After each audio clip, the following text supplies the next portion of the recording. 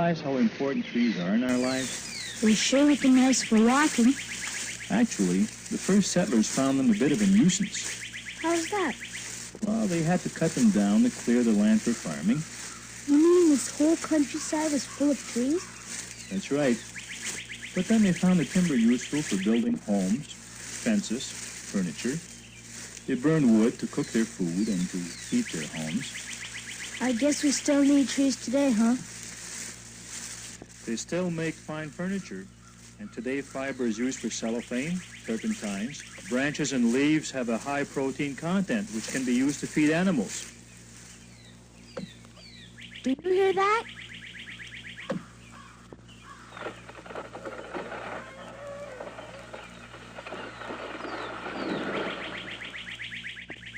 There goes another one. You know, 300,000 jobs are created in Canada alone by the forest industry. Boy, that's a lot of trees. Come on, and I'll show you some modern-day Paul Bunyans. Yeah.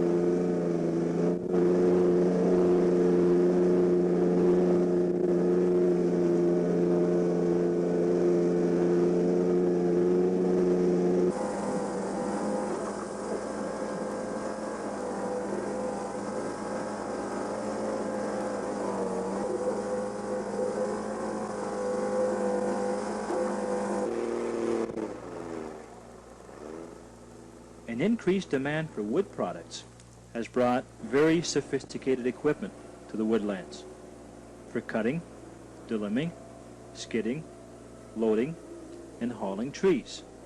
But why so many different machines to do the same work? Tree size, slopes, ground conditions, and environmental considerations all dictate various harvesting practices.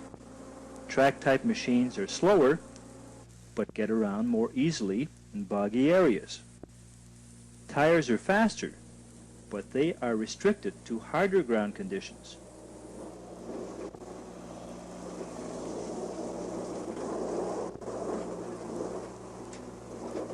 I thought they used chainsaws for this type of work.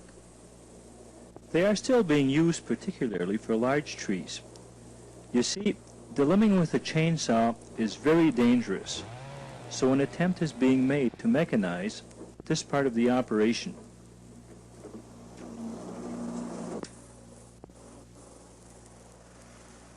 This tractor is called a skidder, and it is used for hauling trees to a clearing to be delimbed and then loaded onto trucks.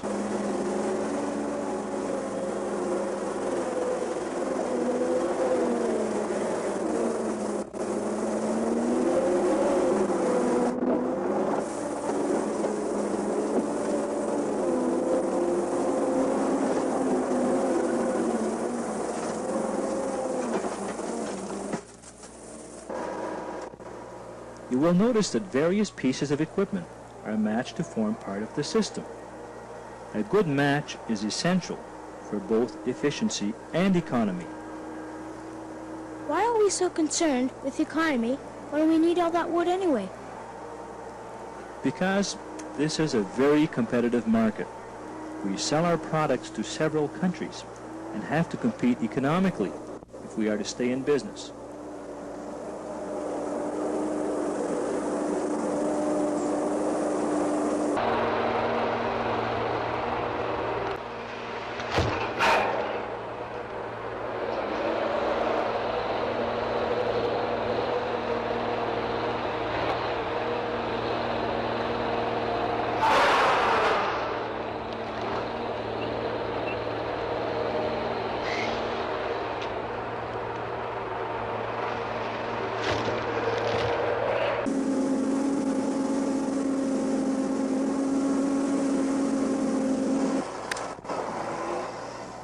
Various types of equipment are used for loading trucks with wood to be taken to the mill.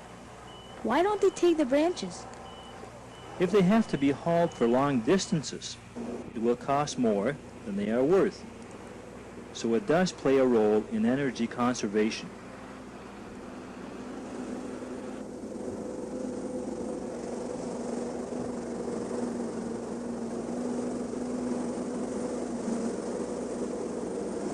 After the trees are skidded to a clearing, a scaler measures the wood quantity, and the company cutting in this area will be charged a stumpage fee by the province. This money in turn is used to manage the forest and plant new trees.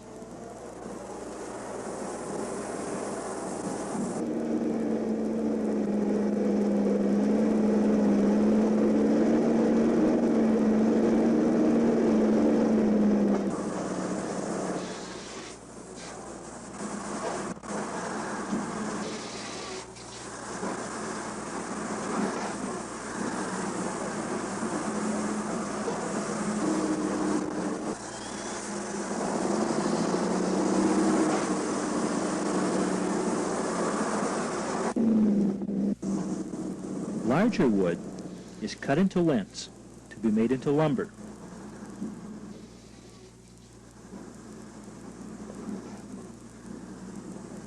This operation is close to a railroad, so it will be used for transportation to the mill. Rivers and streams are still the cheapest means of transportation. However, new anti-pollution standards are stopping this practice. These logs will be made into wood chips for manufacturing fine-grade paper. In some cases, whole trees are chipped to process lesser quality wood. Those chips will be used to make newspaper, cardboard, and lesser quality products.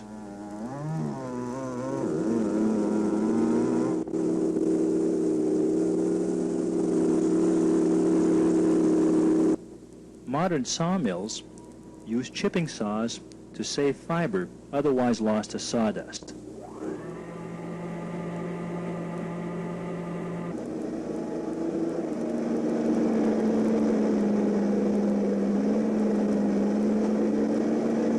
How long would it take for this tree to grow? Oh, about 70 years 70 years? before they can be harvested. And the seeds come from this cone? This is a pine cone. You see it has opened, and the seeds are gone. Would you like to see how they harvest pine cones? Sure.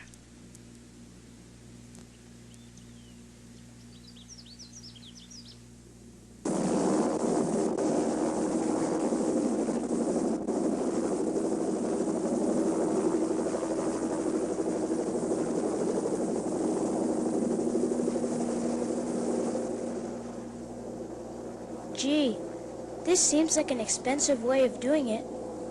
Most of the cones are still picked in the ground. But this method permits us to choose the healthiest trees. Genetically, they will reproduce with better results. And we can come back in a few years to collect more cones from the same trees.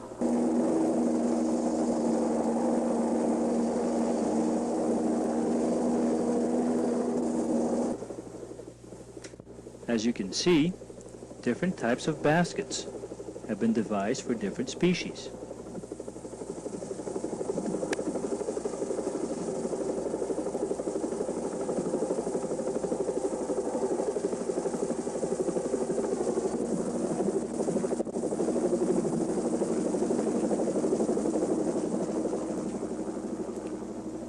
How are these seeds planted? Some are seeded by plane, and others are seeded by machine. But the most successful way is to first grow seedlings in a greenhouse and hand plant them later.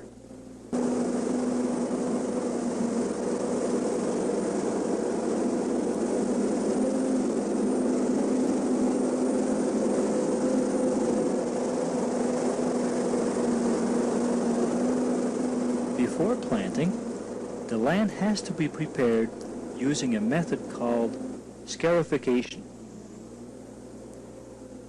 Plows are used to turn over amounts of soil, The seedling will be planted on top of this duft, supplying it with food and heat, which results from decaying vegetation. This method also protects the young trees from winter frost.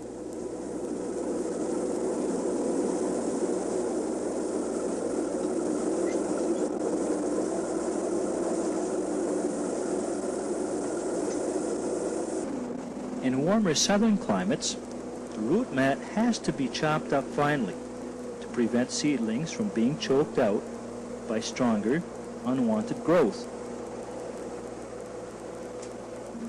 With all these machines, there will never be enough trees around for when I grow up. Well, actually, Mother Nature destroys roughly 4 billion cubic feet of timber yearly through insects, disease, and natural causes. That much wood could build all the new homes constructed in an average year in America. What can we do to stop it? Through the use of intensive forestry management, we can help balance the forest growth, and you will actually be assured better, healthier trees when you grow up.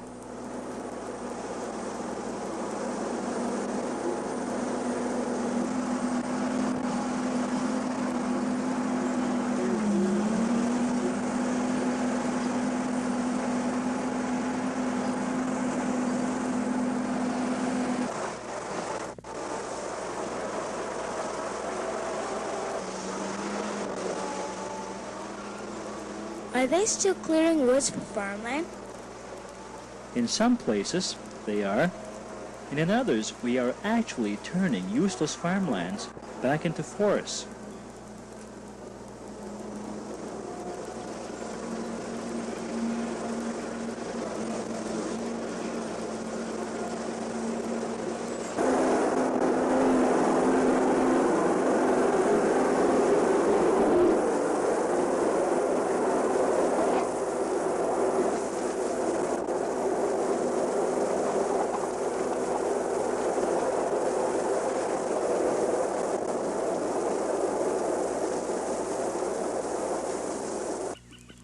We are trying to educate the public to take care of our natural resources. It's part of their heritage.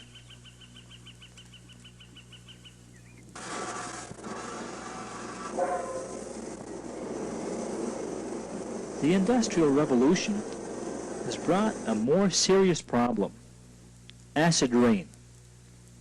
Acid rain is polluting our oceans, lakes, and streams, which carry the lifeblood through nature, contaminating both wildlife and vegetation. We suspect that these pollutants could affect our trees through their microscopic root follicles, with disastrous results. This is a responsibility we must face immediately. Otherwise, this planet may be changed dramatically. Boy, that could be sad. Well, let's just hope somebody out there is listening.